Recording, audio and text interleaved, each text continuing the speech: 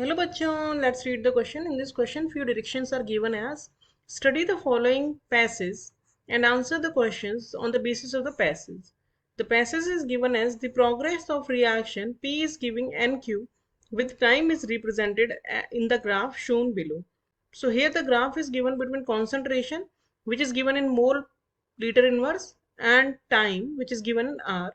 So here this represents P because concentration of reactant decreases with time, and this graph represents Q because concentration of product increases with time.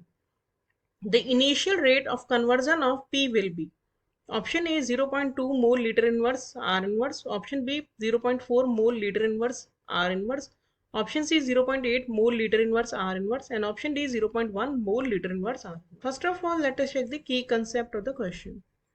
The key concept of this question is, what do you understand by rate? Rate क्या होता है? Rate होता है change in concentration per unit time. तो अगर इसका formula लिखना हो तो फॉर्मूला होगा change in concentration by time. तो जिस भी टाइम में हमें रेट पता करनी है जितने पर्टिकुलर टाइम के लिए, तो उस टाइम के ड्यूरेशन में कितना चेंज इन कॉन्सेंट्रेशन हुआ वो हम लिखते हैं। सपोज हमारा जो रिएक्टेंट है पी है, क्वेश्चन वाला ही मान लेते हैं, क्वेश्चन में पी हमें रिएक्टेंट दिया है, तो रेट हो जाएगी पी के रिस्पेक्ट में minus delta P by delta T. यहाँ पे डेल्टा पी जो है वो शो कर रहा है कि कॉन्सेंट्रेशन में चेंज हुआ है जो पी की विद टाइम,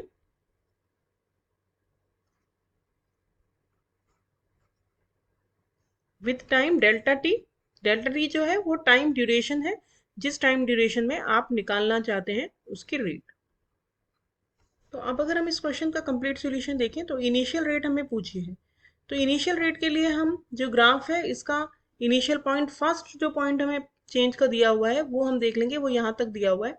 तो ये शुरू हो रहा है इस पॉइंट से, तो इस पॉइंट पे कॉन्सेंट्रेशन है, इनिशियल जो कॉन्सेंट्रेशन है पी की वो हो गई 0.6, और फाइनल कॉन्सेंट्रेशन जो पी की हो गई वो हो गई 0.5, क्योंकि 0.5 पे वो एक पॉइंट दिखाया है। और टाइम हो गया इन द इस ड्यूरेशन का 0 से 1, तो 0 से 1 यानी डेल्टा टी हो गया 1 आवर, 1 आवर में चेंज हुई है इतना कॉन्सेंट्रेशन। तो रेट कैसे निकलेगी? रेट निकलेगी minus final concentration which is 0.5 minus initial concentration which is 0.6 divided by 1, तो 0, तो ये आ जाएगा 0.1 mole litre inverse hour inverse. Mole पर लीटर तो कॉन्सेंट्रेशन का होता ही है, मोल पर लीटर तो कॉन्सेंट्रेशन की यूनिट होती है, और टाइम क्योंकि हमें आर्स में दिया है इसीलिए आर इनवर्स में आएगा।